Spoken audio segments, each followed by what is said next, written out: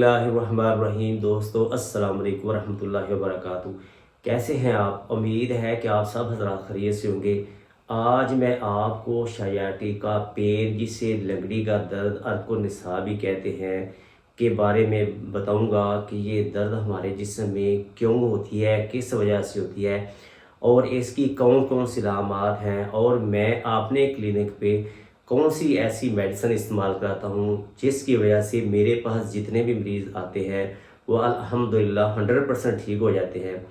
तो दोस्तों, मैं डॉक्टर अब्दुल हफीज़ आपको अपने चैनल में खुश आमदीद कहता हूँ। तो चलिए शुरू करते हैं। दोस्तों, लंगड़ी का जो दर्द है ये हमारे जिस्म में किस वजह से होता है? ये हमारे बैक पे जो होती है, जो हमारे कमर में एक रीढ़ की हड्डी होती है जिसका कनेक्शन वो दिमाग में भी जाता है। इसमें जो वर्टिब्रा होती हैं उसके दरमियान में एक डिस्क होती है।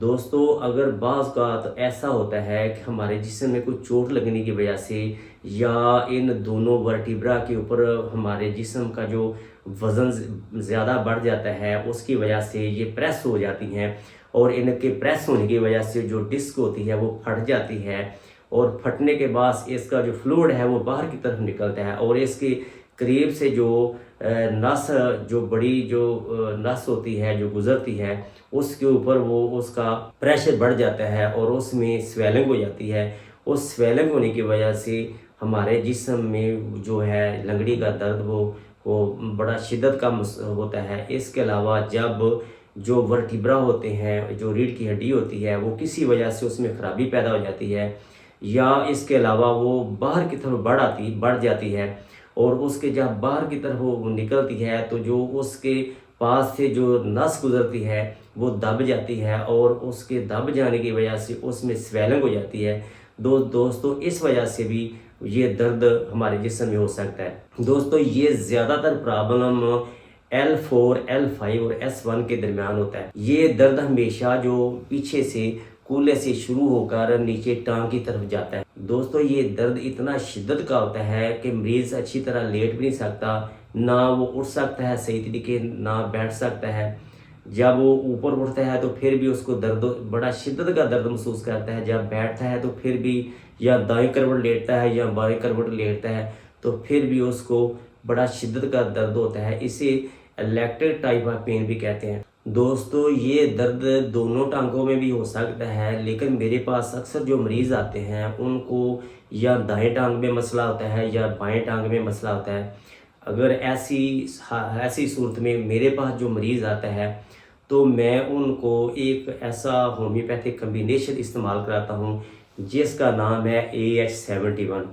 दोस्तों, मेरे पास जब मरीज़ आते हैं, अगर उनका शिद्दत का दर्द हो रहा होता है तो मैं यही जो ड्रॉप्स हैं उनको मैं जल्दी रिपीट कराता हूँ। मसलन ये मेरे पास कतरे हैं तो मैं 15-15 मिनट के बाद उसको मैं रिपीट कराता हूँ। 3-4 दफ़ा ये 2 घूंट पानी में इस्तेमाल करने के बाद जब 3-4 दफ़ा मैं अपने पेशेंट को ये मैं ड्रॉप्स देता हूँ तो उसके 3-4 दफ़ा इस्तेमाल करने के बाद अल्हम्दुलिल्लाह वो दर्द में काफ़ी हद तक सुकून महसूस करता है।